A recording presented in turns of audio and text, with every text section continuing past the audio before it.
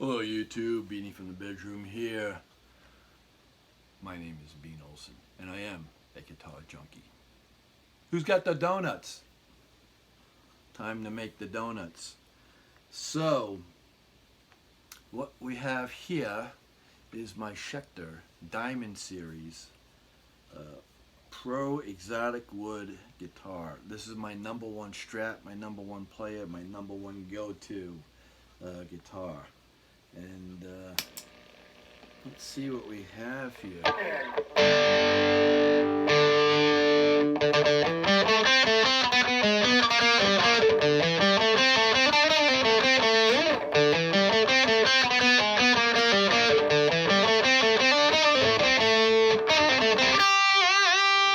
Get a backing track and some more heat, man.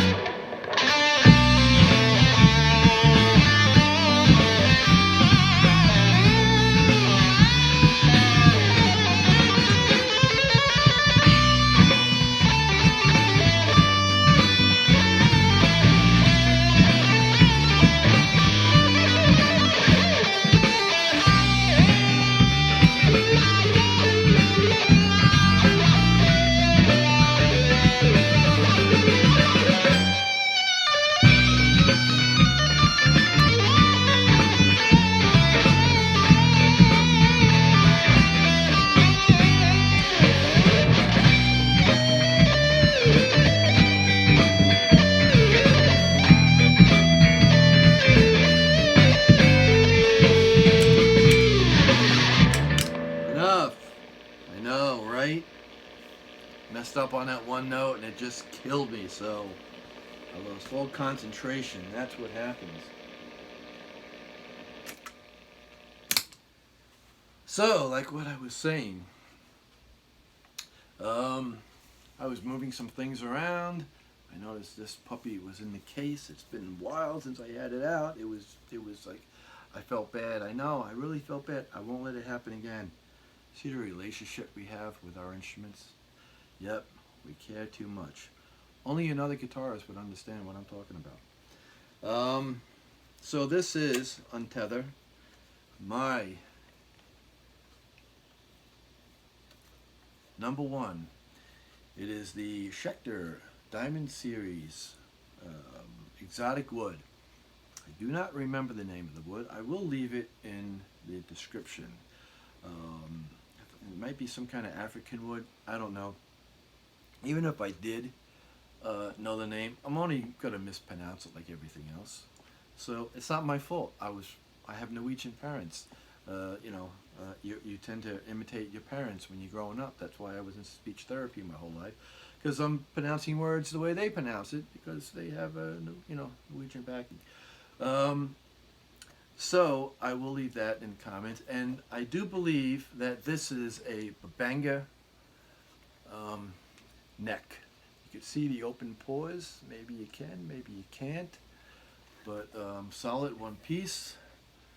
And yes, Grover tunings, or Grover tuners. See what I mean? Crazy. Why would they put Grover tuners on a Floyd Rose with a locking nut? It's almost like some guitars that have locking tuners with a locking nut.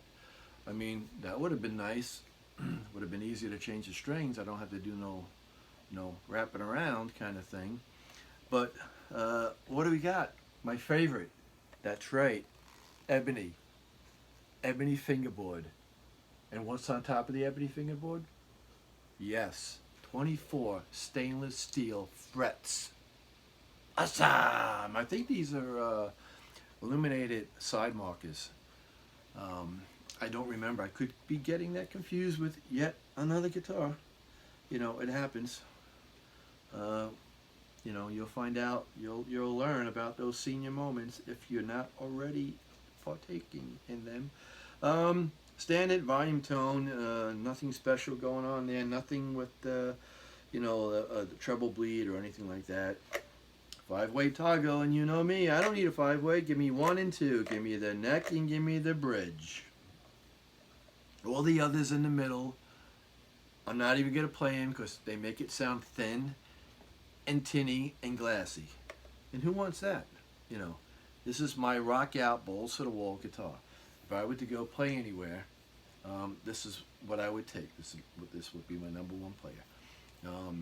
Another musician that saw me play said that I should go to open mic night down in town and do a jam on Tuesday night. But you know, if I were to do that, I would take this. Now this has a 1500 series Floyd Rose. It does have stainless steel bits in there, screws for the bridge, you know, to the saddles, and to lock the strings in, which is good, I guess, because, you know, the elements, sweat and moisture, could, you know, rust those out. I've never had it happen to me, but you know, I'm sure it's possible. It's got this rounded heel. Look at this notch right here. That just, you get your hand all the way down in there and look where it's at, right there. I can get my pinky on the G string, you know. So, zebra pickups, if I didn't already mention that, humbucker. They sound great, and it's got the back plate. As usual, I've only got 2 screws in it. Once I set it up to be a perfect floater, nice and straight, I put them back on, and now if I have to do any kind of adjustment, you've got these notches, which I think anyone that puts a tremolo system, even the G&L, I think has it. They should put that on there, because you could just go in there with a screwdriver and set it up. And yes, I know. Why do you have the plastic still on a pickguard? Does that bother some people? It bothers me as well, but I have to tell you, it's it's more of a hassle to have to loosen all the screws, pull the knobs off, and slowly peel it in one spot, or in one piece, to get it off. So again, that's why I like used guitars, because someone already went through that trouble of breaking it in and doing all of that. This I did buy brand new about a year or 2 ago. I really don't remember. I don't want to mislead you. I don't remember the price either. I'm sorry about that. But I've seen these used for about $800-900 on Guitar Center used gear. I saw one like this with the beautiful striped African exotic wood body to it. And then I saw one that's stained. It's supposed to have the same wood, but it's all stained, almost like a red kind of color to it. That's the only 2 that I saw, and I'm sure they're gone by now. But if this is your cup of tea, because it's my cup of tea, I love it. And yes, I won't put you away. You know, I'll leave you out. Won't have that happen again, I promise you. Nice rounded frets, if I haven't already mentioned that. If this is your cup of tea, then you might want to look to get one of these. To me, this is balls to the wall, having a hot rodded Strat and everything that I need. My main player for years, and I wish I still had it, and again, if I had Richie Blackmore sign that guitar, I would still have that guitar. So I kind of kicked myself that I didn't go down to my buddy's studio and have him do that. I had a 70s large headstock bullet truss rod. I believe it was 21 frets, bird's eye maple headstock and neck, but it had a rosewood fingerboard. And I had custom that guitar as much as I can do. I put an original Floyd Rose tremolo system in the body. I put Spurzle. I if I had any problems, I would be able to call Bob Sperzel himself. And I had Sperzel locking tuners in the head, a graphite nut. And because, you know, the Sperzel tuners that he had at the time, if you unscrewed them too much, the pin, they would, you know, the bolt, the little screw would come off and the pin would drop out.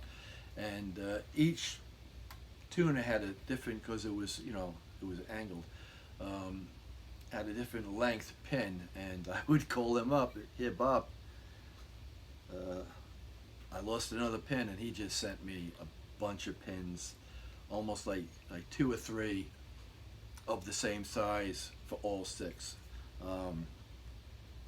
But I had that, and I had from the 12th fret up to the 21st fret, I had it all scalloped, so I can get in there, you know, because it had Fender standard frets on there, and I like medium jumbo or jumbo frets. They're just bigger, you can get in there and get more bite, and you could feel the difference between one fret and the other with my fat chubby fingers.